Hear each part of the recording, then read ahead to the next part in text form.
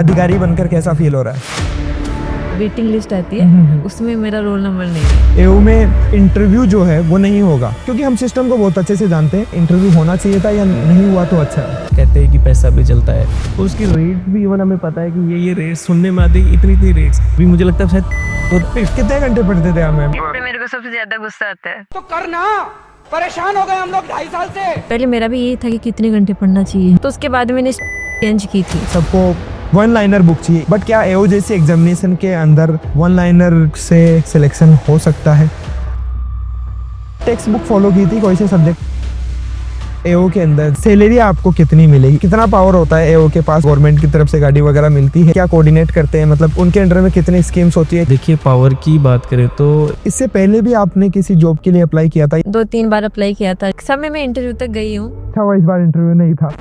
अगर ये गलतियां नहीं करते, अगर ऐसे पढ़ लेते तो और थोड़ा आसान हो जाती है जर्नी। क्या आपको लगता है ऐसा? अगर अभी यूजी में हो तो आपको, क्योंकि जब तक मस्ती जिंदा है तब तक। टेक्नोलॉजी हमारी आज बहुत एडवांस हो चुकी है, तो क्या आपने उसको यूज में लिया है और कितना यूजफुल है? आपने आईआरआई में क्या माहौल ऐसा देखा? जितने भी आईआरआई सिलेक्ट होते हैं, आईआरआई के क्यों होते हैं? बाहर के बच्चों ने ये लेटर लिखा था इवन आईसीआर को या कहीं एसआरबी को कि आईआरआई से क्यों? तो करते होंगे वो। लहरों से डरकर नौका पार नहीं होती, कोशिश करने वालों की कभी हार नहीं होती। नन्ही चींटी जब दाना लेकर चलती है, चढ़ती दीवारों पर 100 बार फिसलती है। चढ़कर गिरना, गिरकर चढ़ना न करता है, आखिर उसकी मेहनत बेकार नहीं जाती, कोशिश करने वाले की कभी हार नहीं होती। अधिकारी बनकर कैसा फील हो रहा है? बहुत अच्छा फील हो रहा है। जब रिजल्ट आया एओ का, उस टाइम पे कहाँ पर थे मैम? मैं हॉस्टल ही थी, रूम पे। अच्छा, और आप मैं- खुद ने रिजल्ट देखा या फिर किसी और ने? एक्चुअली मेरी फ्रेंड आई हुई थी, उत्तराखंड से है, एआरएस का एग्जाम देने, तो मैं जस्ट सो के उठी थी, तो व्हाट्सएप चेक किया मैंने, तो ग्रुप में ऐसे आ रखा था कि एओ का रिजल्ट आ गया। अब मेरा बीपी हाई हो गया। अब होता ही रिजल्ट आता है तब कि कैसा आएगा। तो सबसे पहले मैं ऐसे तैयार नहीं थी कि मैं खुद देखूं, तो मेरी फ्रेंड ने बोला कि मैं देखती हूँ, मेरे को रोल नंबर बताओ। तो मैंने उसको रोल नंबर बता दिया और रिजल्ट लिस्ट निकाल के दे दी। जो वेटिंग लिस्ट आती है उसमें मेरा रोल नंबर नहीं है। वेटिंग लिस्ट में नहीं मिला? वेटिंग लिस्ट में नहीं, कैसे मिलता ना, मेरा मेन लिस्ट में था। हाँ। फिर मैं रोने लग गई कि मेरा तो नहीं हुआ। अच्छा। फिर अब उसमें 28 की वेटिंग लिस्ट थी। हाँ हाँ। मैं सोचा ये तो नहीं हो सकता, 52 पोस्ट है, 28 कैसे आ सकता है। फिर मैंने स्क्रॉल किया तो उसमें रिजर्व लिस्ट वो दे रखा था। तब मैंने मेन लिस्ट खोल के दी, उसमें मेरा रोल नंबर था। फिर तो जो खुशी हुई मैं बता नहीं सकती। मतलब तुरंत नहीं होके तुरंत ही हो गया। बहुत अच्छा फील हो रहा था उस टाइम। मेरी फ्रेंड तो रोने लग गई थी जिसने रिजल्ट देखा, तो नहीं हुआ तब रोने लग गई? नहीं हुआ तब रोने लग गई थी। तो बहुत अच्छा मोमेंट था वो मेरे लिए। आप क्या कर रहे थे डॉक्टर साहब जब रिजल्ट आया?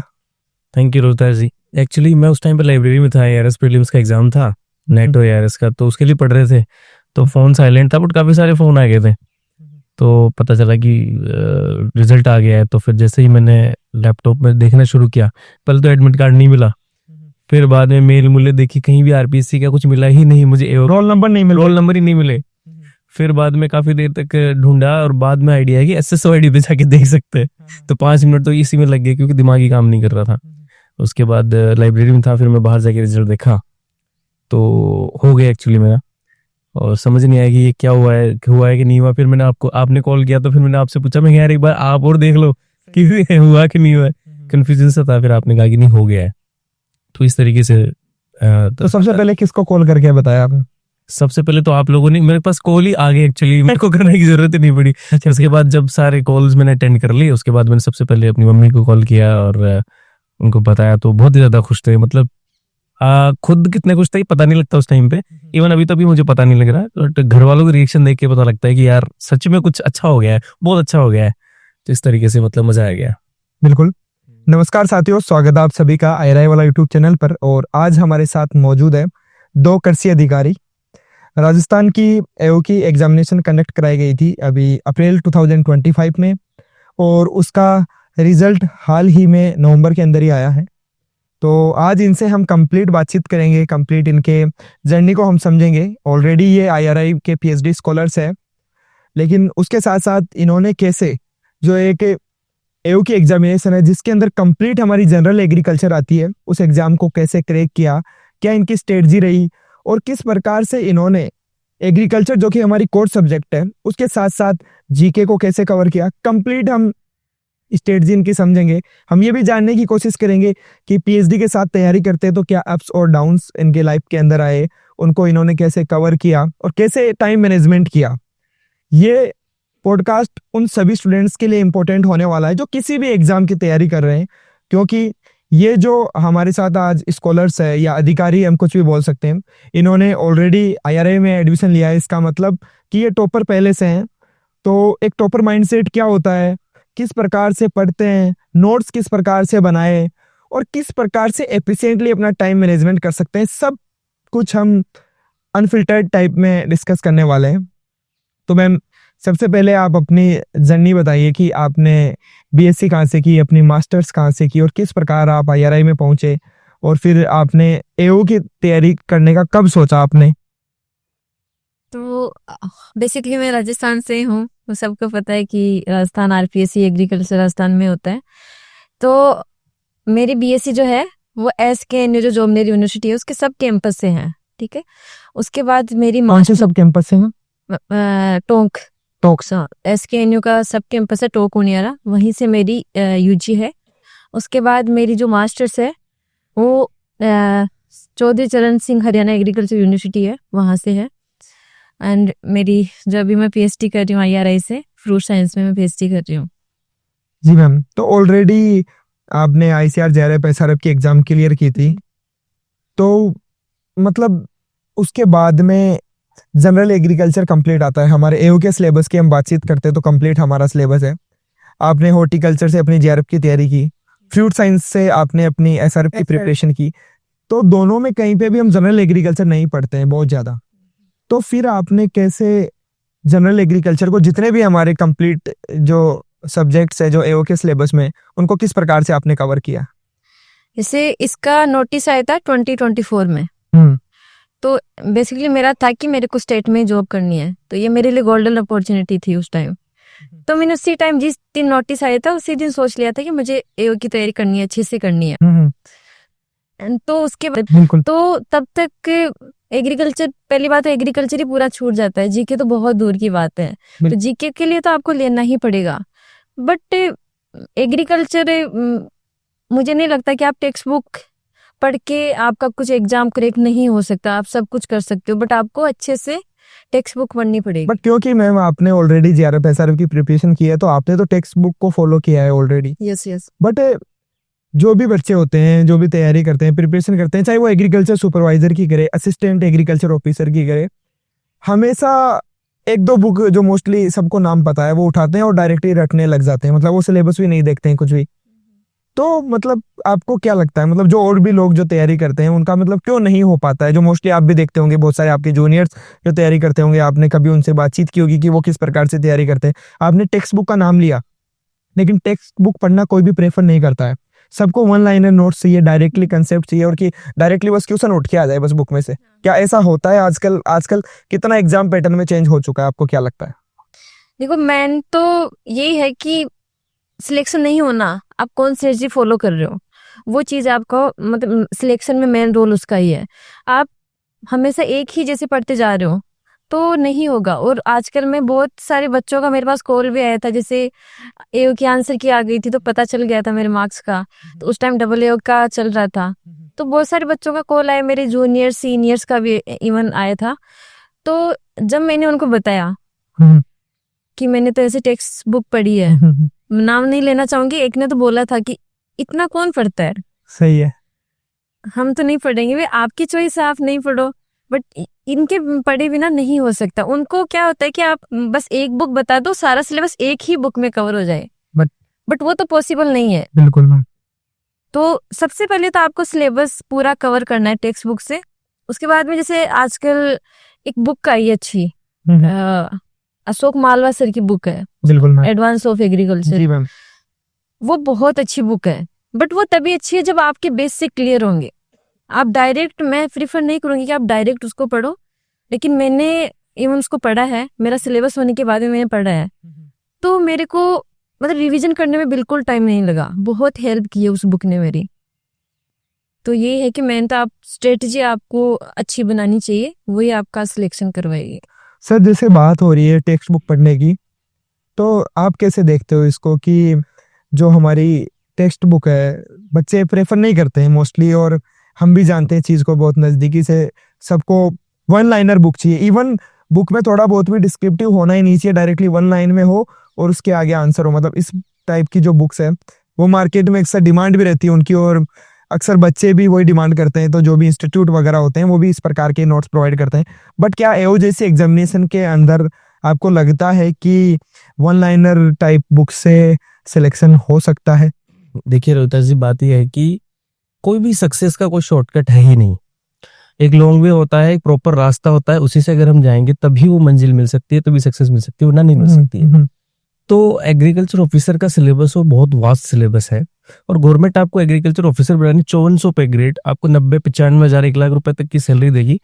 तो वो केवल वन लाइनर पढ़ के एक टेम्परेरी सोल्यूशन देने के लिए नहीं कर रही, वो आपको एक फार्मर्स की प्रॉब्लम सॉल्विंग जॉब दे रहे हैं ताकि आप फार्मर को डायरेक्टली हेल्प कर सको।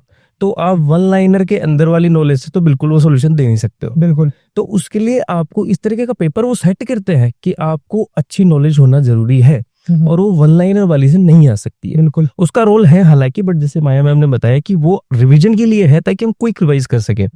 तो टेक्स्ट बुक पढ़ना इसलिए जरूरी है कि किसी भी टॉपिक को थोरोली समझने के लिए, अगर कंप्लीटली समझ में आएगा तो हम किसी भी तरीके का सवाल एग्जाम में आएगा उसको सोल्व कर सकते हैं, और एक्चुअल में अगर नॉलेज होगी तो हम फार्मर्स की प्रॉब्लम को भी सोल्व करने में हेल्प हो सकती है। वन लाइनर से कभी कोई प्रॉब्लम सोल्व नहीं कर सकते हो आप। तो मैं यही देखता हूँ कि टेक्स्ट बुक पढ़ना बहुत बहुत जरूरी है, जैसे कि हमने पढ़ी हुई है। इवन मैंने इन्हीं से शुरू में गाइडेंस ली थी जब मैंने एग्जाम की तैयारी चालू करी थी। तो इनको बुलाया, मैं कहा एक बार थोड़ा बताओ तो सही क्या क्या कैसे कैसे पढ़ना है। तो मैंने बताया कि ये इस तरीके से बुक्स है। मैं कहा चलो ठीक है फॉलो करते हैं। तो इनका भी थोड़ा हेल्प रहा बहुत ज्यादा। तो उस तरीके से टेक्स्ट बुक पढ़ना बहुत जरूरी है। तो आपने कब तैयारी स्टार्ट की थी डॉक्टर साहब, मतलब कि प्रॉपर वे में कि हाँ यार अब, क्योंकि पीएचडी आप ऑलरेडी कर रहे हो तो इंगेज्ड आप पीएचडी की एक्टिविटीज में भी थे, बट प्रॉपर कि अब मुझे ज्यादा टाइम डाइवर्ट करना है एओ की तरफ? हाँ जी, देखिए नवंबर 2024 के अंदर जो है मैं कम्प्लीटली तैयारी करना स्टार्ट कर दिया था। लैब के अंदर काम करते थे बट बहुत थोड़ा सा एक शिफ्ट के अंदर करते थे, बाकी मैं मोस्ट ऑफ द टाइम तैयारी में ही देता था। तो नवंबर 2024 से कम्प्लीटली मैं इसमें आ गया था तैयारी के अंदर, और प्रॉपर प्लान के साथ में सारा सिलेबस देख के एक टॉपिक बाय टॉपिक जो है अच्छे से कवर किया। और एक चीज मैं और बताना चाहूंगा, अगर पता नहीं आपका सवाल होगा नहीं होगा वो, बट मैं अपनी तरफ से कि हमेशा किसी भी स्टूडेंट को अपना SWOT एनालिसिस कर लेना चाहिए कि हमारी स्ट्रेंथ, वीकनेस, अपॉर्चुनिटी और थ्रेट्स क्या है। बिल्कुल, हमारी स्ट्रेंथ बाकी चीजें पता ना हो बट हमारी वीकनेस हमें पता होना बहुत ज्यादा जरूरी है। बिल्कुल। जैसे सिलेबस है, एओ का सिलेबस इतना वास्ट है कि ARS का सिलेबस भी छोटा है उसके सामने। बिल्कुल, क्योंकि जीके भी इतना ज्यादा है और एग्रीकल्चर भी बहुत ज्यादा है। तो इसलिए हमें हमारी वीकनेस अगर पता है उस सिलेबस में 10-15 यूनिट्स के अंदर, तो वीकनेस वाली चीज को हमें पहले उठाना चाहिए उस पे, ताकि ज्यादा टाइम लगा करके हम अच्छे से कवर कर सके। तो जैसे मैंने सोशल साइंसेस वाला जो ग्रुप था वो मेरा थोड़ा वीक था, तो मैंने इकोनॉमिक्स और एक्सटेंशन, स्टैटिस्टिक्स वगैरह ये सब चीजें पहले पढ़ी। फिर मुझे लगा कि मुझे पैथोलॉजी या माइक्रोबायोलॉजी वाली चीजें पढ़नी चाहिए, फिर जेनेटिक्स वगैरह, फिर बाद में मैं सॉइल साइंस, एग्रोनॉमी, इस तरीके से मैंने चीजें कवर की। आप ऑलरेडी सॉइल साइंस से तो पीएचडी आप कर रहे हो, तो क्या सॉइल साइंस भी पढ़ने की जरूरत पड़ी थी या उसके लिए तो आपने बस एक बार देखा था रिवाइज करने के लिए? हाँ, एक्चुअली नहीं पड़ी थी जरूरत तो ऑब्वियसली, बट थोड़ा लास्ट में एक बार क्विक रिवीजन के लिए मैंने जो अपनी एडवांस फंडामेंटल्स ऑफ एग्रीकल्चर वो जस्ट देख ली थी, अपनी बुक्स देख ली थी। और टेक्स्ट बुक के साथ साथ में अभी जो आपने भी टेक्स्ट बुक फॉलो की थी कोई से सब्जेक्ट की? हाँ जी, बिल्कुल बिल्कुल। जैसे इकोनॉमिक्स के लिए मैंने की थी, सुब्बा राव की बुक फॉलो की थी। अच्छा, हाँ जी, कंप्लीट या कुछ टॉपिक्स के लिए? देखिए पर्टिकुलर सिलेबस के हिसाब से ही हमें जाना होता है। हाँ, हाँ। वरना मैं कह रहा हूँ जैसे इतना बड़ा सिलेबस है, अगर एक्स्ट्रा टॉपिक पढ़ोगे तो वो हो ही नहीं पाएगा, कभी 2 साल में सिलेबस नहीं हो पाएगा।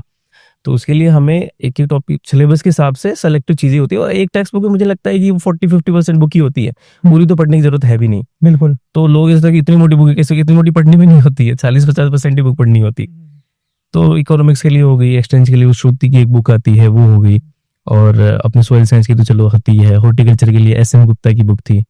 तो इस तरीके से बहुत, जेनेटिक्स के लिए जैसे जेनेटिक्स में डीजी, प्लांट ब्रीडिंग में डीजी, 2 छोटी-छोटी बुक, वो तो टेक्स्ट बुक नहीं है, बट शॉर्ट बुक है, बट जो अपनी जो गाइड्स होती है ऑनलाइन उनसे बहुत बेस्ट है। और इन सब के अलावा जो क्या है कि अभी तक मार्केट के अंदर एग्रीकल्चर के अंदर जो है बहुत अच्छी बुक है नहीं। जनरल गाइड की हम बात करें शॉर्ट में पढ़ना चाहे तो वो भी नहीं है। जैसे नेवरा सुंडा है बट उन्होंने बहुत अच्छी बुक करी, बट उसके हिसाब से आजकल चीजें सोल्व नहीं बट अब नहीं हो पा रहा, मतलब उनसे वो एक टाइम था, उस टाइम पे डायरेक्टली उससे क्वेश्चंस आते थे क्योंकि उन्होंने इंपॉर्टेंट पॉइंट्स को एक जगह कलेक्ट करके मेंशन कर दिया। लेकिन फिर भी हम बोल सकते हैं कि अब बात नहीं बनती है उसको पढ़कर केवल आप एक एग्जाम में जैसे एग्जाम को तो क्रैक नहीं नहीं, बिल्कुल भी नहीं करते। मैं कहता हूँ सुपरवाइजर भी नहीं कर सकते हो, आपको पूरी चीजें इन्फॉर्मेशन चाहिए। तो जो एडवांस फंडामेंटल ऑफ एग्रीकल्चर है अशोक कुमार मालवा सर की, जो कि हमारे IRA के स्कॉलर रहे हैं, एग्रोनॉम में हमारे सीनियर ही है, जो कि अभी ACF आई थिंक AO के बाद ACF भी उन्होंने किया हुआ है। उन्होंने उनकी AO में फर्स्ट रैंक थी। हाँ, AO में फर्स्ट इन्होंने ये बुक लिखी है, उनकी जो मालवा सर है उनकी राजस्थान AO में फर्स्ट रैंक थी और अभी ACF वो ज्वाइन कर रखे हैं, उन्होंने ACF एग्जाम भी क्रैक किया था उसके बाद, उसमें भी आई थिंक उनकी फर्स्ट रैंक ही है। तो उनकी जो बुक लिखी हुई है उसमें क्या है कि इन्फॉर्मेशन आपको कंप्लीट मिलेगी, इवन थोड़े थोड़े एक्सप्लेनेशन भी मिलेगी। तो हर एक चीज की थोड़ी information, complete information plus explanation भी होती है, कॉन्सेप्ट भी होते हैं। तो इन्फॉर्मेशन वाइज वो बहुत अच्छी बुक है। अभी प्रेजेंट कॉन्टेक्स्ट में उससे अच्छी बुक है ही नहीं है, बेस्ट है। हाँ जी बिल्कुल। मेरे को विजेंद्र ने बताया था, मैं तो मेरे सिलेबस के अकॉर्डिंग पढ़ रही थी उस टाइम। तो विजेंद्र बोला कि यार आपको वो बुक पढ़नी चाहिए एक बार। मेरा तो ऐसे तैयार में सिलेबस टेक्स्ट बुक से मैंने कवर कर ही लिया, तो क्या जरूरत है। फिर एक कि बोल रहे हैं तो खरीद लेते हैं, तो मैंने फरवरी लास्ट में खरीदा था 2025 में। बट जो भी मैंने कवर किया था वो बेस्ट लगा मुझे। सारे सब्जेक्ट तो कवर नहीं कर पाए क्योंकि इतना टाइम नहीं था, मार्च बचा था मेरे पास। बट जितना भी किया बहुत बेस्ट था, उसमें कंटेंट बहुत अच्छा है उसमें। आप एक बार अच्छे से पढ़ लेते हो तो आपको एक जगह ही आपको कंपाइलेशन मिल जाता है उस बुक में। हाँ, रिवीजन करने के लिए बेस्ट है, मतलब बट वो समझने के लिए आपको रेफरेंस बुक्स पढ़नी ही होगी एक बार। अगर आपकी UG अच्छी है, अच्छी कॉलेज से है, आपके कॉन्सेप्ट पहले ही क्लियर है, तो फिर आप बेसिकली जा सकते मैडम हम जानते हैं कि एग्रीकल्चर वाले UG में कितने कंसेप्ट क्लियर करते हैं, वो तो सही बात है। वो हर जगह सेम स्थिति है। और आजकल तो आपको पता है कि जो मेन कैंपस होता है, डॉक्टर साहब ने मेन कैंपस से किया है तो डॉक्टर साहब भी बता सकते हैं मतलब कि कितना कंसेप्ट क्लियर होते हैं। एक दो हम आजकल बोल सकते हैं जितने भी हमारी यूनिवर्सिटीज है उनमें 2 से 4 5 लास्ट मान लीजिए 5 ऐसे प्रोफेसर हमें मिलेंगे जो कि एकदम इंटरेस्ट लेकर और फिर बच्चों को पढ़ाते हैं। उसके अलावा मोस्टली जैसे कि एक जो सरकारी नौकरी की तरह एक नौकरी ही करते हैं, वो हमेशा एक अच्छे मेंटोर और टीचर इतने नहीं होते हैं कि वो सब्जेक्ट में इतना इंटरेस्ट जगा पाए या कंसेप्ट्स को इतना UG में क्लियर करवा पाए कि हम AO जैसी एग्जामिनेशंस के लिए केवल उन्हीं के नोट्स पे डिपेंडेंट रहकर तैयारी कर ले। ऐसा माहौल हो तो फिर चाहिए ही क्या, फिर तो ये बुक्स वगैरह भी नहीं, नोट्स से ही पढ़ ले तो ही अपने पर्सनल नोट से एग्जाम क्लियर हो जाए। फिर जैसे बहुत सारे स्टूडेंट बच्चों के या सीनियर जूनियर के कॉल आते हैं कि कौन सी बुक पढ़े सिलेबस के लिए। तो मोस्टली एग्रीकल्चर का सिलेबस जैसे एक जैसा ही होता है, ज्यादा डिफरेंस नहीं होता है। आप कोई भी एग्रीकल्चर की एग्जाम लो, ठीक है, तो उसमें जो UG की स्टैंडर्ड बुक है, जैसे मैंने अभी आपको बताया था पेथो की RS सिंह की बुक है, आपके एग्रोनॉमी में SR रेड्डी की बुक है। अब जो टॉपिक आप SR रेड्डी में दिया, कोई दूसरी बुक में कुछ और घुमा के कुछ एक लाइन चेंज करके दिया होगा, लेकिन चीज तो वही है। तो जो स्टैंडर्ड बुक है वही आपको फॉलो करनी चाहिए। ऐसे तो मार्केट में बहुत सारी बुक है, टेक्स्ट बुक भी बहुत सारी है, बिल्कुल मैम, ठीक है। तो जो स्टैंडर्ड बुक है आज तक पढ़ते आ रहे हैं हम, आपके जो ऑलरेडी उस फील्ड में है उनसे पूछना। सब्जेक्ट स्पेसिफिक से हम जान सकते हैं, जैसे कोई पैथोलॉजी का स्कॉलर है ये तो हम उन पे पूछ सकते हैं। यहाँ यार ये चीज मेरे को बहुत अच्छी चीज दी है मेरे को, कि जब मैं तैयारी कर रही थी तो अब भगवान ने ये दिया होगा मेरे को थॉट कि जो सब्जेक्ट जैसे इकोनॉमिक्स की मैं वो सिलेबस कवर कर रही हूँ, हाँ, तो मैंने इकोनॉमिक्स के स्टूडेंट को पकड़ लिया। बिल्कुल मैम, ठीक है। तो लड़की थी एक अनुषा नाम की, इकोनॉमिक्स की, उसने मेरे को बहुत अच्छे से पढ़ाया। ऐसे ही जैसे एग्रोनॉमी में आपसे पूछती रहती थी, IUC से पूछती रहती थी, तो हर सब्जेक्ट में मतलब स्पेशलाइजेशन मुझे मिल गया था। तो उस चीज ने भी मेरे को एक बेनिफिट, वो बहुत बेनिफिट होता है कि आप डायरेक्टली उनसे अगर आप पढ़ोगे तो वो आपको ये भी बता देंगे कि क्या इंपॉर्टेंट है, क्योंकि खुद के जो सब्जेक्ट है उनको तो पता होता है, वो मालूम होता है। वो जो चीज हमारे लिए बहुत डिफिकल्ट होती है वो तो उनके लिए बेसिक होती है बिल्कुल, जो इस फील्ड में स्पेशलाइज हैं, जैसे JRF या SRF के बच्चे हैं। एक चीज और बताना चाहूंगी, आजकल टेक्नोलॉजी बहुत आगे चली गई है। तो मैं मेरे टाइम में क्या करती थी, जैसे फिजियोलॉजी का कोई भी फोटोसिंथेसिस मैंने टॉपिक कवर किया, तो आप ChatGPT में डालो कि प्लीज क्रिएट MCQ क्वेश्चन, ठीक है, तो वो आपको क्वेश्चन बना के देगा उस टॉपिक से रिलेटेड, फिजियोलॉजी से। फिजियोलॉजी का जैसे मैंने फोटोसिंथेसिस टॉपिक कवर किया, जी मैम, तो उससे आपको चैट जीपीटी या जो भी आप जेमिनाई जो भी यूज कर रहे हो, जो भी एआई टूल, एआई जो टूल है, आप उनकी हेल्प लो। ऐसा नहीं है कि आप बुक्स पे डिपेंड हो, स्मार्ट भी बनना है थोड़ा। तो आप उनको बोलो कि एमसीक्यू क्वेश्चन क्रिएट करो, तो वो आपको क्रिएट करके देंगे। अगर आपको भी इजी लगते हैं तो आप वापस बोलो कि थोड़ा सा लेवल हाई थोड़ा लेवल हाई करो, मेरा लेवल थोड़ा हाई है, है, मैं ये क्वेश्चंस तो ऐसे ही बन रहे हैं इससे। वो आपको बिल्कुल ऐसे बेसिक लेवल के लगेंगे। तो मैं ऐसे ही करती थी। ठीक है, फिर आपको हार्ड वाले भी थोड़ी इजी लग रही है तो और बोल दो, वो मतलब बनाता जाता है, अच्छा क्वेश्चन बनाता है वो। तो आपको पता चलता है कि मेरा टॉपिक कितना अच्छे से कवर हुआ है या नहीं। एग्जैक्टली मैम, ये बहुत अच्छी चीज है। आपसे भी जानना चाहूंगा मैं डॉक्टर साहब की, जैसा मैम ने बोला कि टेक्नोलॉजी हमारी आज बहुत एडवांस हो चुकी है। आज हमें टीचर के लिए कहीं जाने की जरूरत नहीं है, कोई संस्थान में कहीं हमें ज़्यादा सर्च करने की जरूरत नहीं है। डायरेक्टली मोबाइल फ़ोन उठाइए और उसमें अगर आपके पास से जीपीटी है या फिर उसका आपने प्रो वर्जन भी नहीं ले रखा तो भी आप डायरेक्टली सर्च करोगे तो कुछ ना कुछ वो आपको एक्सप्लेन करके दे देगा किसी टॉपिक के लिए। तो क्या आपने उसको यूज में लिया है और कितना यूजफुल है? जी बहुत ज्यादा यूज, मेरा तो लैपटॉप में टैब खुला ही रहता था चैट जीपीटी का। इवन एक एडवांस वर्जन का सब्सक्रिप्शन तो आपसे खुद से लिया था मैंने। आपने एडवांस वाला ले रखा था। तो क्या होता था कि कोई भी टॉपिक है ना, तो क्या है, जैसे यूजी में कभी पढ़ा हुआ तो इतना तो याद रहता नहीं है, बिल्कुल, और सारी सब्जेक्ट भूल जाते, खुद की सब्जेक्ट ही पता है। तो जैसे कोई भी जेनेटिक्स या हॉर्टिकल्चर या इकोनॉमिक्स या कोई भी कंसेप्ट अगर उसमें डालोगे यार एक्चुअली होता क्या है, तो उसको इतने बढ़िया एग्जाम्पल दे करके इतनी ईजी लैंग्वेज में बताता है एआई। फिर उनको बोल दो कि नहीं मेरे को समझ नहीं आ रहा, अच्छे से समझो, इजी या टफ या उसके क्वेश्चन चाहिए, कुछ भी किसी भी तरीके की डिमांड आप चाहिए तो वो आपकी पूरी करता है, बहुत ही अच्छे से एक्सप्लेन करता है। ऑल्दो आप टीचर से नहीं पूछ सकते इतनी सारी चीजें, किसी बोलेगा यार पागल है यार, इतनी कौन पूछता है चीजें, जो सिली क्वेश्चन है वो भी हम उनसे कर सकते हैं। हाँ एग्जैक्टली। तो बहुत कुछ क्वेश्चन ऐसे होते हैं कि हमें दूसरों को पूछने में शर्म आती है। एग्जैक्टली मैम, ठीक है कि अगला क्या सोचेगा, इतना इजी क्वेश्चन नहीं आता उसे, बट वो चैट जीपीटी बता देता है। एग्जैक्टली, बहुत अच्छी बात है ये। तो ये हमने सब्जेक्ट की बात की और ओवरऑल आपने बहुत ही अच्छे से इस चीज़ को एक्सप्लेन किया। हमारे व्यूअर्स ने समझा होगा कि कितना टेक्स्ट बुक का इंपॉर्टेंस है, कैसे कवर करना चाहिए, और उसकी जो भी लिस्ट है बेसिक बुक्स की, जो जैसे एग्रोनॉमी के लिए आप रेड्डी को फॉलो कर सकते हो, जैसे मैम ने ऐसा रेड्डी को किया। वैसे हम आपको एक कंप्लीट लिस्ट भी हम डिस्क्रिप्शन में प्रोवाइड कर देंगे कि आपको कौन कौन सी बुक्स एक्चुअली पढ़नी चाहिए। और अगर कोई बीएससी में अगर ये वीडियो देख रहा है, ये पॉडकास्ट सुन रहा है, तो उनको आप क्या बोलना चाहोगे? आपको लगता है कि बीएससी में उस टाइम पे अगर ये गलतियां नहीं करते, अगर ऐसे पढ़ लेते तो और थोड़ा आसान हो जाती है जर्नी? क्या आपको लगता है ऐसा? बिल्कुल लगता है रोहितास, क्योंकि यूजी में अगर आपने कॉन्सेप्ट क्लियर कर लिए तो आपके वो कॉन्सेप्ट हमेशा के लिए रहेंगे, फिर आपको जस्ट रिवीजन करना होगा। ठीक है, तो जो भी यूजी वाले बच्चे, बीएससी वाले बच्चे जो देख रहे हैं इस पॉडकास्ट को, तो मैं उनको यही बोलना चाहूंगी कि जो आपका यूजी में जो सिलेबस चल रहा है उस सिलेबस को आप अच्छे से करते रहो। हम क्या करते थे यूजी में, जैसे उस टाइम इतना नहीं रहता, गाइडेंस भी नहीं रहता, तो बस एग्जाम के टाइम पढ़ लिया जो भी नोट्स मिले, और पूरे साल किसी और एग्जाम की तैयारी कर रहे हैं, ऐसा कर रहे हैं। तो वो चीज मेरे को अब मुझे फील होता है कि वो नहीं करनी चाहिए थी। तो आप अगर अभी यूजी में हो तो आपको जो भी आपके सिलेबस चल रहा है, जैसे एग्रोनॉमी का कोई सिलेबस चल रहा है, वाटर मैनेजमेंट का है, तो आपको पता होगा कौन सी बुक बेस्ट है। एग्जैक्टली, ठीक है, हॉर्टिकल्चर का जैसे हैंडबुक में बताना चाहूंगी, हैंडबुक ऑफ हॉर्टिकल्चर, तो सिलेबस को उन बुक से आप कवर कीजिए, तो आपको आगे जो भी एग्जाम आएगी, कोई भी जैसे एफओ है, एओ है, जो भी एग्रीकल्चर रिलेटेड एग्जाम है, तो आपको कभी कोई भी प्रॉब्लम नहीं आएगी। डॉक्टर साहब, इस बार जो एओ का एग्जामिनेशन था, जैसा कि हमारी जितनी भी राजस्थान की जो मतलब सर्विसेज है उसमें एक चेंज आया था रिसेंटली कि इंटरव्यू जो है वो नहीं होगा एओ में।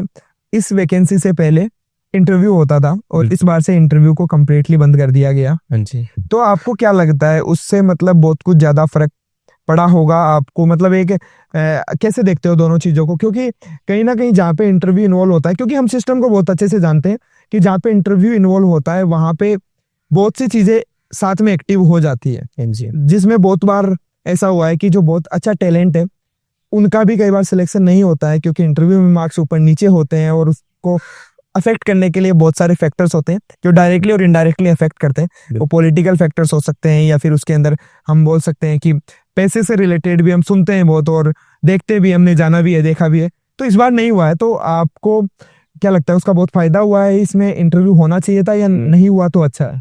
देखिए, मेरा व्यक्तिगत राय जो है इस बारे में वो ये है कि आई थिंक हमें तो एटलीस्ट पॉजिटिव फायदा हुआ है।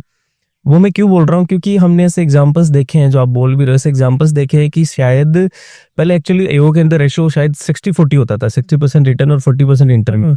तो आप देख लीजिए 40% के अंदर बहुत सीटें कितनी होती, 50 सीट, 52 सीट जैसे हमारे टाइम की। जी तो अगर इंटरव्यू होता तो फेवरेटिज्म कहीं ना कहीं आ ही जाता है। बिल्कुल। वो किसी भी वे में हो सकता है, चाहे किसी का रिलेटिव हो या कुछ हो, जैसे कि बहुत सारे करप्शन या बहुत सारे, मैं ये नहीं कह रहा हो ही रहा है, बिल्कुल बट देखें, एग्जाम्पल्स हमारे सामने है बिल्कुल। और हमारे नोन भी है जानकार, तो इसलिए जो है फेवरेटिज्म होता है। कहते हैं कि पैसा भी चलता है और उसकी रेट्स भी इवन हमें पता है कि ये रेट्स सुनने में आती है, इतनी रेट्स। बिल्कुल, एओ की तो डॉक्टर साहब 20-25 लाख से तो नीचे नहीं सुनी होगी। I think 30+। पिछले साल की बात, 2020 की बात है जब ये वैकेंसी हुआ था तब। एग्जैक्टली। तो अब आप बताइए कि अगर उस टाइम इतनी रेट थी, अभी मुझे लगता है शायद 50 लाख होता है अगर ऐसा कुछ होता। बिल्कुल, जमीन बेचनी पड़ेगी एक जगह अगर एओ बनना है तो। वही तो वो चीजें जो है हमारे लिए संभव नहीं हो पाती। अगर 40% इंटरव्यू रहता तो मुझे नहीं लगता है कि शायद वो रिजल्ट रह पाता जो इस बार इतना प्योरिटी के साथ रहा है।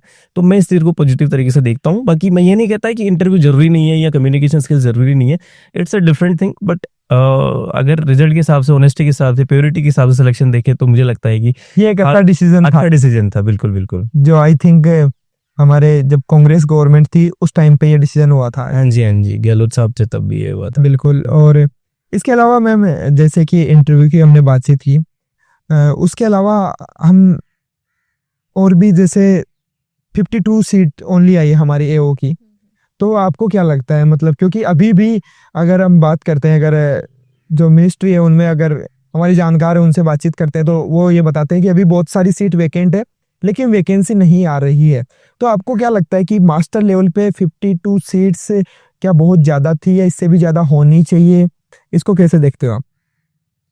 देखो, क्योंकि ये एक एमएससी लेवल की जॉब है और फिर आई थिंक ये ब्लॉक या डिस्ट्रिक्ट लेवल पे होती है, तो मेरे हिसाब से शायद सफिशिएंट है इतनी, क्योंकि आप एक डिस्ट्रिक्ट में एक केओ आप पोस्टेड हैं, तो आई थिंक मेरे हिसाब से सफिशिएंट है ये। सफिशिएंट है, बट देखा जाए तो क्योंकि आजकल जो बीएससी कर रहा है वो एमएससी भी कर रहा है, तो नंबर ऑफ वैकेंसी उसके अकॉर्डिंग हम बोल सकते हैं कि कहीं ना कहीं कम है, और ज़्यादा वैकेंसी अगर आएगी तो ज़्यादा बेटर होगा। और मैं भी हो सकता है आने वाले सालों में आए नहीं, अभी आएगी और आएगी और वैकेंसी आएगी, पता चल गया अभी से, मतलब गुड सूत्रों से। ऐसे सुना है मैंने कि आएगी और भी वैकेंसी। मैं भी हो सकता है। तो आप देख रहे हो अगर पॉडकास्ट, तो भैया अभी से तैयारी पे लग जाऊं। और स्टेट जी ऑलरेडी बता चुके हैं डॉक्टर साहब और मैम। तो मैम, इससे पहले भी आपने किसी जॉब के लिए अप्लाई किया था या आपकी ये पहली जॉब थी जिसके लिए आपने अप्लाई किया था? नहीं, मैंने एग्रीकल्चर में पहली बार अप्लाई किया था। मेरे सब्जेक्ट से मैंने 2-3 बार अप्लाई किया था, जैसे एचडीओ के लिए किया था, एसएमएस एसटीओ का था, राजस्थान में एग्रीकल्चर रिसर्च ऑफिसर का था। तो सब में मैं इंटरव्यू तक गई हूँ, सारे एग्जाम में। अच्छा हुआ इस बार इंटरव्यू नहीं था, फिर तो कंफर्म आप ये बोलोगे, फिर तो आप ये बोलोगे कि अच्छा हुआ वो इंटरव्यू नहीं हुआ। ये तो मैं तो हमेशा से बोलती आ रही हूँ। अच्छा। अगर इस बार इंटरव्यू होता तो शायद मेरा नहीं होता, क्योंकि मेरे को नहीं लगता कि ये ट्रांसपेरेंसी इंटरव्यू के टाइम रहती है। जो ट्रांसपेरेंसी इस बार ये विदाउट इंटरव्यू, बिल्कुल, तो ये मेरे लिए बहुत प्लस पॉइंट रहा है। मतलब इस बार जो है वो हमारे अधिकारियों में, मतलब जो रियल टैलेंट है वो पहली बार ग्राउंड लेवल पे उतरेगा। तो उम्मीद करते हैं कि एक रियल चेंज हमें देखने को मिले ग्राउंड लेवल पे, जरूर। चाहे वो किसी भी स्कीम के फॉर्म में हो या कैसे भी हो। तो मेन बात कर लेते हैं मुद्दे की, जो कि कोई भी जॉब की तैयारी करते हैं तो फाइनली इर्द गिर्द हम उसी के आसपास रहते हैं, पे स्केल, पैसा। तो मैम, सैलरी आपको कितनी मिलेगी इन हैंड प्रोबेशन के अंदर? और प्रोबेशन के जैसे ही खत्म होगा तो अकाउंट में जब 1, 2, 3 तारीख को जब भी मैसेज आएगा तो वो कितने रुपीज का आएगा? देखो, जो एओ पोस्ट है तो उसका ग्रेड पे 5400 है, ठीक है।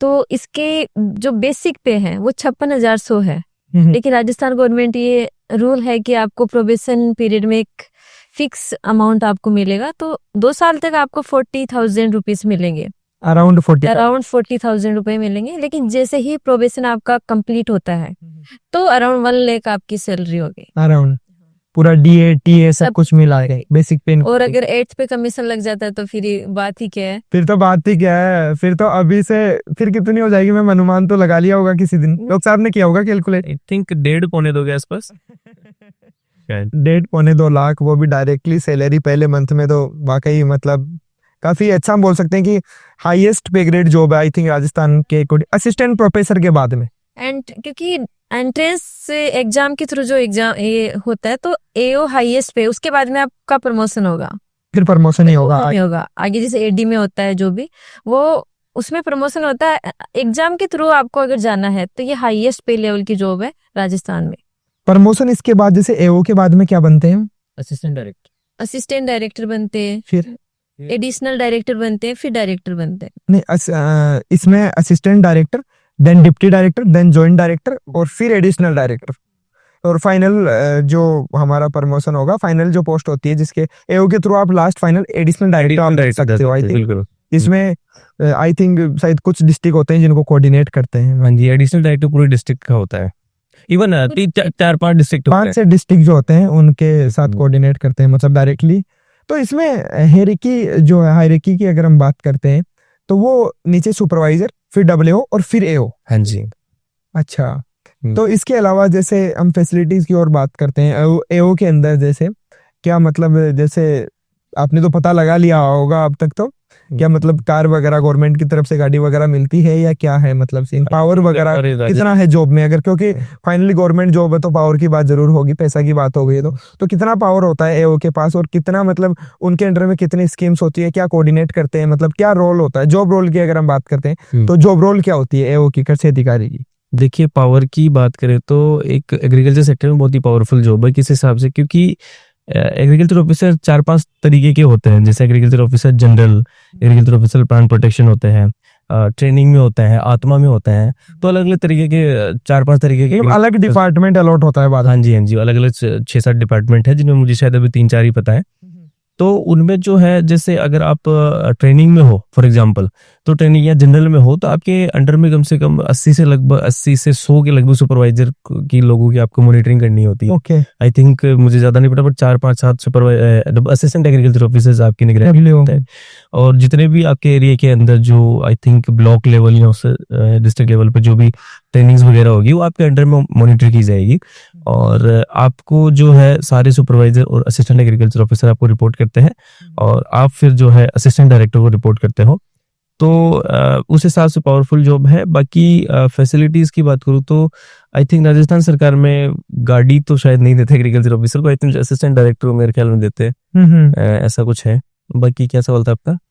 बाकी तो यही है कि मतलब अगर ग्राउंड लेवल पे हम जाते हैं, कल को आप जाओगे तो मतलब क्या विजन है आपका कि आप AO बन रहे हो, चलो ठीक है, सब कुछ एक सरकारी नौकरी का मिलने का था वो तो मिल गई, अब तो आगे का क्या प्लान है? मतलब शादी वगैरह का बात कर रहा हूँ।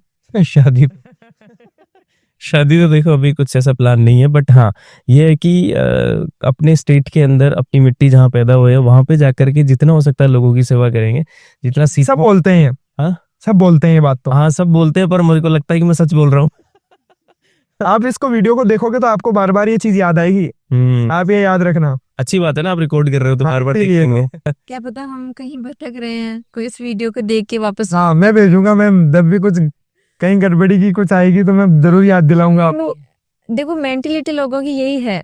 अभी जैसे हमारा DV हुआ था। मैम चलो मैं आपको एक सिचुएशन देता हूँ कि आप बहुत अच्छा काम कर रहे हो, आप काम करने के इरादे से आप जा रहे हो, जैसा कि बताया कि आपके अंडर में 4 से 5 WO है, और उसके अंडर में नीचे ग्राउंड लेवल पे हम बोलते हैं कि आपके अंडर में 40 सुपरवाइजर्स है। वो काम नहीं कर रहे हैं तो आप उनसे आप कैसे काम करवाओगे? यही तो काम करवाना है वहां पे जाके ग्राउंड लेवल पे। आपको स्कीम को ग्राउंड लेवल पे आपको उतारना है, कोई भी स्कीम आ रही है और आप चाहते हो कि वो फेयरली हो। जैसे कोई भी किट वितरण हो रहा है, सीड का डिस्ट्रीब्यूशन हो रहा है, उसके अंदर अभी आजकल बहुत कुछ ऑनलाइन हो चुका है, तो ऑलरेडी सुपरवाइजर के हाथ में इतना नहीं है कि वो जो बीज अपने पंचायत में ना देकर अपने घर पर ले जाकर अपने रिश्तेदारों को बांटकर वो कुछ कर दे। वो चीजें तो थोड़ी कम हो चुकी है क्योंकि आधार से लिंक हो चुकी है चीज। फिर भी आप उस चीज को कैसे मॉनिटर करोगे, कैसे कंट्रोल में रखोगे कि आपको लगे कि जो भी काम हो रहा है वो फेयरली हो रहा है, किसानों के हित में हो रहा है? जैसे कि हमें आपने बताया कि जैसे हमारे अंडर सुपरवाइजर होते हैं, WO होते हैं, तो हमें उनको काम अलॉट करना होता है। बिल्कुल एग्जैक्टली। तो ऐसा नहीं है कि हम उनको काम अलॉट करके भूल जाएंगे। एग्जैक्टली। टाइम टाइम पे उनको देखना है कि ये काम कर रहे हैं या नहीं कर रहे हैं, ठीक है, तो उसके हिसाब से सही हो सकता है। अभी मैम, अभी तो मैम को ट्रेनिंग होगी, अभी ट्रेनिंग होगी एग्जैक्टली। और ये ट्रेनिंग IRI वाला के द्वारा कंप्लीट ट्रेनिंग दी जाएगी, जिसके अंदर की किस प्रकार से वो कोऑर्डिनेट कर सकते हैं और किस प्रकार से। और जो भी भैया देख लेना, अगर ये वीडियो हो सकता है कि वो भी देखे, क्योंकि आप यहाँ पे बताओगे भी नहीं, मुझे पता है, क्योंकि हो सकता है कि जो WO और जो सुपरवाइजर है जो आपके अंडर में होंगे वो भी ये वीडियो देखकर तो वो सीख जाएंगे कि आप कैसे करोगे। तो आप इस बात को बताओ मत, अपने आप तक रखो, सीक्रेट रखो इसको, लेकिन आप करवा लोगे, मुझे पूरी उम्मीद है आपसे। और डॉक्टर साहब, आपसे भी मुझे पूरी उम्मीद है कि आप ईमानदारी के साथ जो चीजें आपने बोली है वो आप करोगे और ग्राउंड लेवल पे आप कहीं ना कहीं इम्पैक्ट क्रिएट करोगे, जो कि करना बहुत ही जरूरी है। क्योंकि जहाँ से हम बिलोंग करते हैं, जहाँ से हम आ रहे हैं, अगर हम उनके लिए काम नहीं कर सकते, कल को अगर हम भूल जाए, हम अकाउंट में सैलरी देखकर ये नहीं भूल सकते कि कितना हार्ड वर्क हमारे जो किसान है वो करते हैं। तो एक्चुअल बेनिफिट उनको मिलना चाहिए स्कीम का। सबसे मेन चीज यही है कि एक्चुअल बेनिफिट मिले, जो आपके अंडर में हो, एटलीस्ट आप कोशिश करना कि आप उनको प्रोवाइड कर सको। आपके दोस्त होंगे बहुत जिनका सिलेक्शन नहीं हुआ होगा, क्या आपने उनसे बातचीत की बाद में? जी, उनसे जाना, क्या आपने बोला कि यार कोई बात नहीं, आगे हो जाएगा? जी, किसी प्रकार से आपने बातचीत की, वो क्या फील कर रहे थे उस टाइम पे? क्या वो आपको फेस कर पाए, नहीं कर पाए, क्या था उनकी सिचुएशन? ऐसे भी लोग होंगे, ऐसे भी दोस्त होंगे, आपके सीनियर होंगे, जूनियर होंगे, कोई जो बहुत अच्छे से इसकी तैयारी कर रहे होंगे, 6 महीने के लिए, 12 महीने से या 2 साल से इस जॉब के लिए इंतजार कर रहे थे और उन्होंने तैयारी की और फिर नहीं हुआ। बिल्कुल बिल्कुल। देखिए, ये सिचुएशन ऐसा नहीं है कि हमें पहली बार में हमें भी ये जो सक्सेस मिल गई है, हमने भी ये सिचुएशन 3-4 बार 5 बार ये देखी हुई है। तो ये हमारे साथ भी हुआ है और ये जो दिन आज हमारी लाइफ में आया, ये सबकी लाइफ में आएगा अगर वो ईमानदारी से अपना काम करते जा रहे हैं। और ईमानदारी से सभी करते हैं, बट कुछ कमियां रह जाती, कुछ वीकनेस रह जाती, जैसे मैंने पहले भी बात करी थी कि वीकनेस पे काम करना चाहिए। तो जब हम उनसे मिले या वो हमें कॉन्ग्रेचुलेट करने आए, तो हमें पता है हमने फेलियर देख रखे है, तो फेलियर से कभी डरना नहीं चाहिए। हम पहले डरते थे कि ठीक कैसे होगा, क्या होगा, इतनी बार फेल, सेल्फ डाउट आने लग जाता है। तो ज्यादा देखिए ज्ञान देना चाहिए नहीं, क्योंकि वो पहले से लो होता है। बट एक चीज ये, जैसे 1-2 लोग मुझे मिले तो कि डरना नहीं है, कोशिश कभी लास्ट तक छोड़नी नहीं चाहिए, क्योंकि हमारे साथ भी हुआ है, फेलियर होते गए और आखिर में मिल गया, ऐसे आपको भी मिलेगा। तो आई थिंक कोशिश करने वालों की शायद हार नहीं होती है, वो सही कहा है किसी ने। आप तो डॉक्टर साहब शायरी भी करते हो, उसको शायरी के अंदाज में भी आप प्रस्तुत कर हाँ सकते हो। बिल्कुल बिल्कुल, कि लहरों से डरकर नौका पार नहीं होती, कोशिश करने वालों की कभी हार नहीं होती। नन्ही चींटी जब दाना लेकर चलती है, चढ़ती दीवारों पर 100 बार फिसलती है। चढ़कर गिरना, गिरकर चढ़ना न खरता है, आखिर उसकी मेहनत बेकार नहीं जाती, कोशिश करने वाले की कभी हार नहीं होती। तो मैं इस चीज में बड़ा बिलीव करता हूँ। वाह वाह वाह। वो एक और थी ना, वो आपने एक बार जो सुनाई थी, उससे रूम में अपन बैठे थे, अनिक के रूम में, वो, हाँ वो वाली मेहनत वाली थी ना, वो चूल्हे वाली कुछ ऐसी थी, वो आग। नहीं, वो तो फनी शायरी थी उसको यहाँ पे नहीं, वो नहीं, वो अदरवाइज हो जाती है। अच्छा ठीक है, हाँ जी, हाँ जी। कोई नहीं, ठीक है, उसको बाद में सुन लेंगे हम। अभी अधिकारी बन गए ना, हाँ तो फिर उस हिसाब से पैसा हो गया अब। हाँ, वही तो, बिल्कुल। सीरियस नहीं लगे लोग अभी। मैम, आपकी तरफ से भी एक शायरी हो जाए। मेरे को शायरी नहीं है। हम शायरी नहीं आती फिर कैसे होगा? अभी कुछ भी आप शायरी तो आनी चाहिए। मोटिवेट कैसे होंगे बच्चे जो देख रहे हैं? मैं ऐसे ही कर दूंगी मोटिवेट, शायरी की जरूरत नहीं है। हाँ जी। देखो, वही है कि अगर आप अभी जैसे आपने बोला कि फेलियर जो भी हमारे जिनका सिलेक्शन नहीं हुआ उनसे बात की, तो मैंने भी की है। इवन वो बहुत खुश है मेरे लिए, लेकिन खुद के लिए लगता है कि यार मेरा नहीं हुआ। बिल्कुल मैम। तो अगर आप जेन्युइन हो, अगर आपने अच्छे से मेहनत कर रहे हो, आप ईमानदारी से, तो भगवान आपके लिए रास्ता आगे खुला रखता है। अब जिस राजस्थान में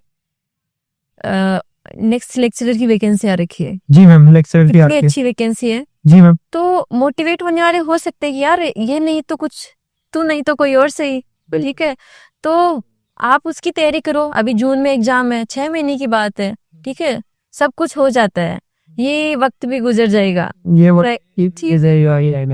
तो चाहे अच्छा हो या बुरा हो, तो आपको ये ऐसे नहीं कि हम ऐसे ही रहेंगे हमेशा, नहीं, आप मेहनत करोगे तो आपका जरूर सिलेक्शन होगा।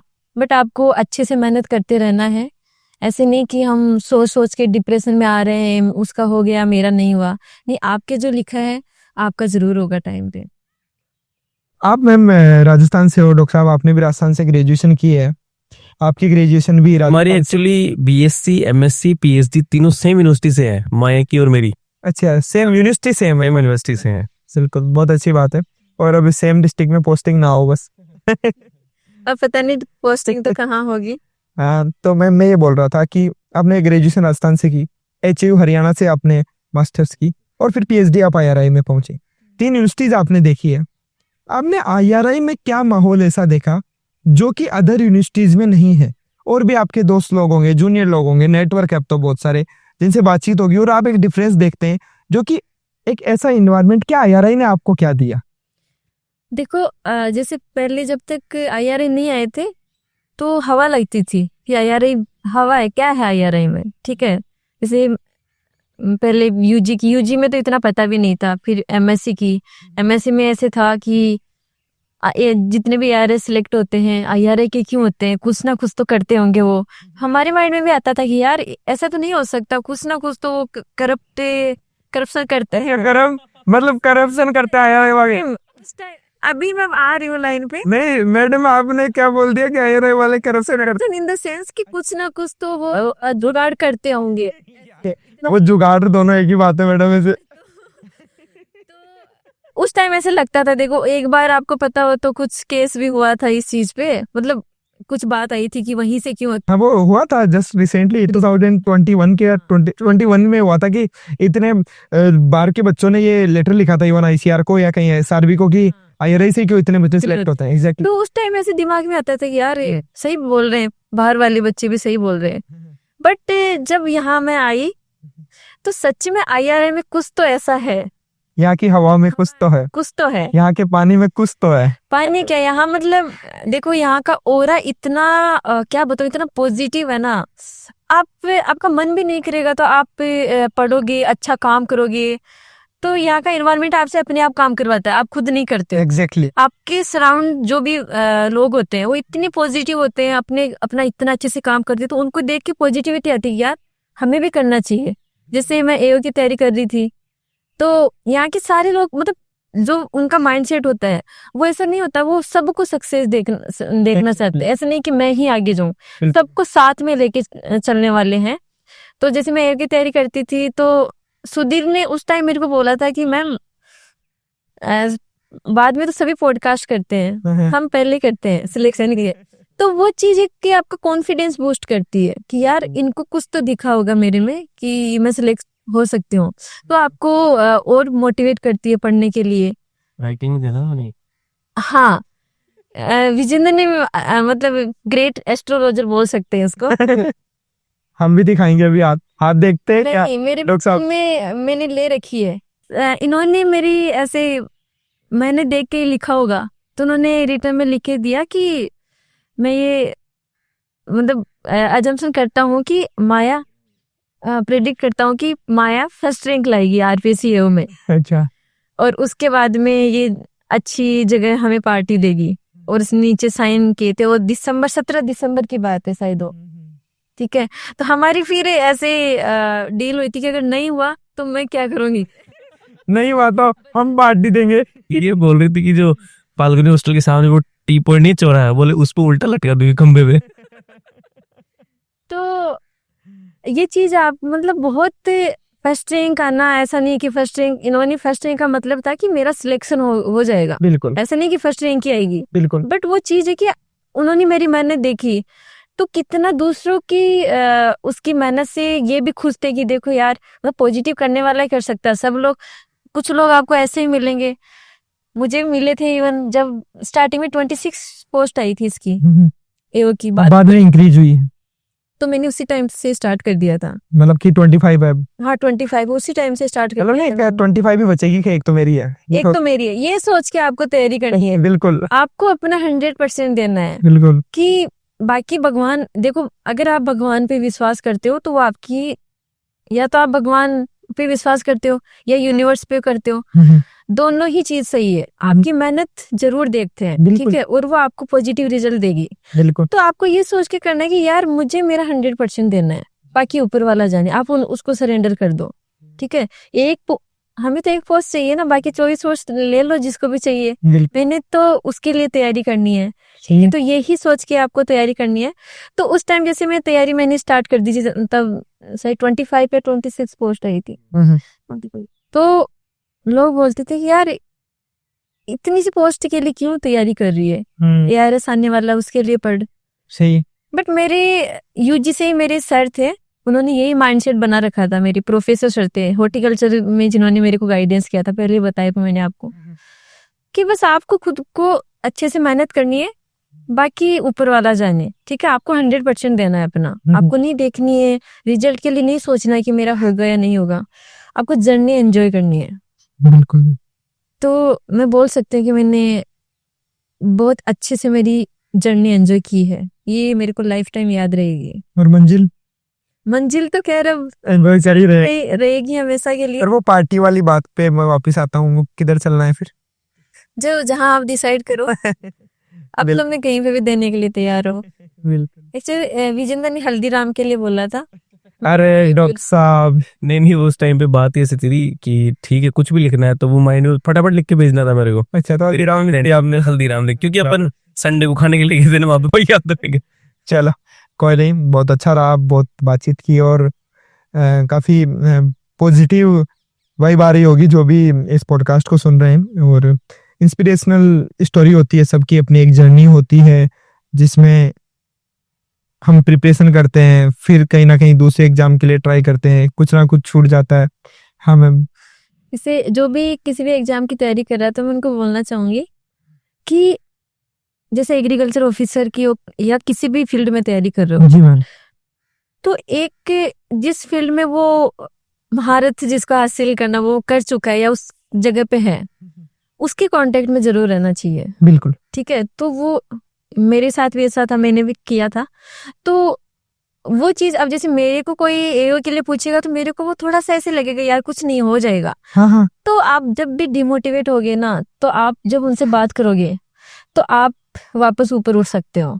तो आपको उन लोगों का साथ रखना है और बाद में याद भी रखना, बाद में याद भी रखना है, सही बात। जरूरी है। हाँ, तो वो चाहे कोई सी फील्ड हो, जैसे कोई JRF की तैयारी कर रहा है तो ऑलरेडी जिसका JRF में सिलेक्शन हो रखा है उसको पता है कि कैसे पढ़ाई करनी चाहिए, कैसे क्वेश्चन आते हैं एग्जाम में, ठीक है। तो वो चीज आपको करनी चाहिए चाहे आप कोई सी भी एग्जाम की तैयारी कर रहे हो। बिल्कुल मैम। सर आप कुछ मैसेज देना चाहेंगे जो भी हमारे छोटे भाई बहन हैं जो की तैयारी कर रहे होंगे, या हमें भी हो सकता है सीनियर्स भी जो और प्रयास कर रहे होंगे किसी ना किसी एग्जाम के लिए, किसी ना किसी जॉब के लिए, और हमारे इस पॉडकास्ट को सुन रहे होंगे, तो उनको आप कुछ मैसेज देना चाहोगे? जी बिल्कुल, देखिए हार्डवर्क सब करते हैं पर मुझे लगता है कि अभी जमाना ही आ गया कि बिना स्मार्ट वर्क के आप कुछ कर नहीं सकते हैं। बिल्कुल, तो स्मार्ट वर्क करना बहुत जरूरी है। आपको सबसे पहले क्वेश्चन पेपर को देखना पड़ेगा कि वो एक्चुअल का स्टैंडर्ड क्या है। हम पता नहीं कौन सी स्टैंडर्ड की तैयारी कर रहे हैं और वो अलग स्टैंडर्ड वहाँ एग्जाम में मिल जाता है तो वहीं कॉन्फिडेंस टूट जाता है। तो इसलिए पहले PYQs को देख के, सिलेबस को देख के अपनी प्रॉपर स्ट्रेटेजी होनी चाहिए। उसके बाद टॉपिक बाय टॉपिक सही से अच्छे से जाओ और हर एक चीज। हाँ, एक सबसे इंपॉर्टेंट चीज मैं यह बोलूंगा कि question practice is most important. PYQs हम देख लेते हैं ठीक है, बट क्वेश्चन प्रैक्टिस इतनी ज्यादा जरूरी है। मुझे लगता है किसी भी एग्जाम को क्लियर करने के लिए आपको कम से कम 2000, 3000, 4000 सवाल लगाने चाहिए, क्योंकि आप किसी टॉपिक को कितना अच्छे से पढ़ लो, वहाँ ऑप्शन थोड़े से कंफ्यूज होते ही दिमाग खराब हो जाता है। तो आपने कहाँ से लगाई? जनरल एग्रीकल्चर के लिए आप कोई बुक रिकमेंड करना चाहोगे, ऑब्जेक्टिव बुक? हाँ, इस तरह से कहीं से देखिए मतलब बेस्ट जो आपको लगे कि हाँ भाई उसको कर लोगे तो थोड़ा क्वालिटी क्वेश्चंस जिसमें मिले। जरूर, अभी एक शशांक सर की बुक आई थी ग्राउंड में, उसका बुक का नाम तो मुझे याद नहीं आ रहा। शशांक सर की बुक आई थी ऑब्जेक्टिव, तो सब्जेक्ट वाइज बुक थी, तो मैंने पढ़ी थी, बड़ी अच्छी थी। ChatGPT का बड़ा यूज किया था, वो बहुत ही अच्छी है। ChatGPT से AI के थ्रू हम क्वेश्चन बना के देखते हैं। और सिर्फ लास्ट में एक रॉयल कोचिंग इंस्टीट्यूट है, उसका भी एक टेस्ट सीरीज ली थी, बट वो थोड़ा लगा नहीं पाए। बट क्वेश्चन किए तो तब क्लियरिटी मिलती है कि यार एक्चुअल में टॉपिक को किस हिसाब से पढ़ना चाहिए। आप कितना ही पढ़ लो, वहां आपको ये नहीं पूछने वाली कौन सी किताब कितनी बार पढ़ी, वहां ये सवाल है आपके पास 150 उसका सवाल सॉल्व करना है, तो इसलिए बहुत अच्छे से करना पड़ेगा। दूसरा मुझे लगता है कि जनरल नॉलेज जो है GK, उसको भी इक्वली ध्यान देने की थोड़ी जरूरत रहती है, और वो 40 क्वेश्चन थोड़ा इंपॉर्टेंट रोल प्ले करते हैं। जैसे इस बार ARO के अंदर जो है बहुत टफ पेपर आ गया था, तो अगर आप ऐसे उठ के चले जाते हो नॉर्मल गाइड्स पढ़ के तो वो नहीं होता, इसलिए अच्छे डिटेल्ड नोट्स या आरपीएससी की जो बुक्स होती है, टेक्स्ट बुक्स होती है, उनको थोड़ा पढ़ करके आप जाते हो तो वो बेटर है। उनके क्वेश्चन सोल्व करके जाते हो तो आपका लेवल एक स्टैंडर्ड सेट होता है तो वो बेटर है। दूसरा एक और चीज मैं ऐड करना चाहूंगा कि हमेशा यही नहीं कि सीरियस रह के ही एकदम 10 घंटे 15 घंटे पढ़ते ही रहना, तो वो चीजें जो है ज्यादा दिन टिक नहीं पाती है। बिल्कुल प्रैक्टिकल सोचना चाहिए थोड़ा। प्रैक्टिकल सोचना चाहिए। तो एक सस्टेनेबल प्लान ये होता है कि आप 7-8 घंटे जो है पढ़ो, खेलना कूदना हस्ती क्या कहते हैं मस्ती उतना आप तो मत ही बोलो डॉक्टर साहब। नहीं मैं नहीं बोलो, अच्छा बच्चों के लिए बोल रहे होंगे। बच्चों के लिए बोल रहा हूँ। मतलब जो खेल कूदते हैं या कोई इस तरीके से मस्ती करते हैं, कोई कुछ और करते हैं, तो वो बहुत ज्यादा जरूरी है। और जो चीज आपके माइंड को फ्रेश करती है वो बहुत ज्यादा जरूरी है। प्रेस तो बहुत चीजें करती है, तो सब कुछ करेंगे तो फिर पढ़ेंगे कब? नहीं वो सस्टेनेबल प्लान यही, बट ये जरूरी है मैं कहने का कम मतलब। कम करो पर करो, कम करो। कभी कभी मेन चीज ये है कि आपको पढ़ाई के साथ कॉम्प्रोमाइज नहीं करना है। कि आपका ये प्लान है कि मुझे एक दिन में इतनी चीजें कवर करनी है तो वो करना है पहले, उसके बाद वो भी करते रहो, क्योंकि वो चीजें पार्ट टाइम रखनी है ना। वो पार्ट टाइम रखेंगे। हाँ स्टडी को पार्ट टाइम नहीं रखना है। तो बिल्कुल वो एक चीज है सर, क्योंकि जब तक मस्ती जिंदा है तब तक हस्ती जिंदा है, वरना जबरदस्ती जिंदा है। वाह वाह। वो थोड़ा सा जरूरी है मेरे ख्याल में, क्योंकि ज्यादा स्ट्रेस ली नहीं जाती है। 8 महीने तो 1 साल तक मैडम की जैसे स्ट्रेस कैसे ले सकता है कोई? मैडम 1 महीने 1 साल तक ही स्ट्रेस लिया? नहीं स्ट्रेस नहीं लिया मैंने कभी भी। डॉक्टर साहब बोल रहे हैं पढ़ाई की है, स्ट्रेस नहीं लिया। मैं ऐसे कह रहा हूँ इन्होंने एंजॉय भी किया ना। अगर वो 15 घंटे पढ़ते रहते तो वो नहीं कर पाते ना। कितने घंटे पढ़ते थे आप मैम? कितने घंटे पढ़ लेते हो मतलब एक दिन में? कितना पढ़ना चाहिए मतलब, क्योंकि ये सबसे बड़ा सवाल है। पढ़ने वाला तो बहुत इस पे मेरे को सबसे ज्यादा गुस्सा आता है। तुम गुस्सा करो, मैं बस सबके सामने गुस्सा करो। कोई भी पूछता है, जैसे मैं जेआरएफ मेरा हो गया था तो उस टाइम भी, एसआरएफ के टाइम भी, मैम कितने घंटे पढ़ना चाहिए? एक्चुअली ये क्वेश्चन होना ही नहीं चाहिए। एग्जैक्टली कैसे पढ़ना चाहिए ये क्वेश्चन होना चाहिए जी। तो मेरा हमेशा से ऐसा ही रहा है। एक बार मैं जेआरएफ, मैंने बताया था आपको कि मेरा फर्स्ट टाइम जेआरएफ नहीं हुआ था, तो उसके बाद मैंने स्ट्रेटजी चेंज की थी। ठीक है, पहले मेरा भी यही था कि कितने घंटे पढ़ना चाहिए। तो आपको डेली के टारगेट डिसाइड करने हैं कि आज मेरे को ये करना है। ठीक है, ये टॉपिक मेरे को कवर करने, चाहे उसमें 20 घंटे भी लग जाए आपके। बिल्कुल मैम। ठीक है, आप सो तो आप कि आज मेरा सारा जो टू डू लिस्ट थी आप टिक करते जाओगे, आपका कॉन्फिडेंस बढ़ता जाएगा। ये भी कवर हो गया, ये भी कवर हो गया। तो आप एक डायरी लो जो भी मार्केट से, वो ईयर ले आती है, वो ले लो या जो भी है। आपने ले रखी थी? मैंने तो हमेशा ये किया है, अभी भी मेरे पास है। हाँ, आज का टास्क हो गया। आज की टास्क हो गया। आज मेरे को फील्ड में जाना था, काम करना था, अभी और भी है वो थोड़े कंप्लीट करने हैं। तो उसमें आपको करना क्या है कि आपको जो भी आपके, जैसे आज मेरे को ये टॉपिक कवर करना है, ये करना है, ठीक है, तो उसको करना है और फिर उसके टिक करते जाना है कि ये मेरा कवर हो गया है। तो आपको जो आपका टारगेट डिसाइड करते हो वो आपका कंप्लीट होना चाहिए, चाहे आपका वो 2 घंटे में कंप्लीट हो रहा है। और इतना इजी भी मत बनाओ कि जल्दी पूरा हो जाए। आप ग्रेजुअली उसको इंक्रीज करो कि जैसे आज इजीली मेरा कवर हो गया तो दूसरे दिन थोड़ा डिफिकल्ट बना लो। तो आपके टारगेट डिसाइड होने चाहिए, नहीं कि आपका घंटे। आप 6 घंटे जैसे डिसाइड कर लिए कि मेरे को आज 6 घंटे पढ़ना है, तो आप पूरे टाइम घड़ी की तरफ देखते रहोगे कि कब मेरे 6 घंटे कंप्लीट होंगे, कब मैं उठूंगा। ठीक है, तो घंटे कभी आपको नहीं देखने चाहिए, आपको देखना चाहिए कि मेरे को टॉपिक कौन से कवर करने हैं।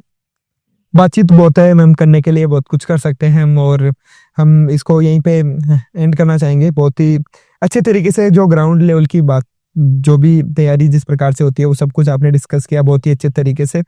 और मुझे लगता है कि ये पॉडकास्ट बहुत ही, जो जितने भी हमारे जूनियर्स हैं, जो बीएससी फर्स्ट ईयर है, सेकंड ईयर है, थर्ड ईयर है, फोर्थ ईयर है, मास्टर्स के अंदर जो है, उनको ये मोटिवेट करेगा, उनको एक राह दिखाएगा कि किस प्रकार से आपको पढ़ना चाहिए कि आप एओ जैसे एग्जामिनेशन को भी बिना स्ट्रेस लिए क्लियर कर सकते हैं। लास्ट में मैं बताना चाहूँगा डॉक्टर साहब और मैम दोनों के बारे में थोड़ा सा, जो मेरा एक्सपीरियंस है, क्योंकि हमने इनको तैयारी करते हुए देखा है।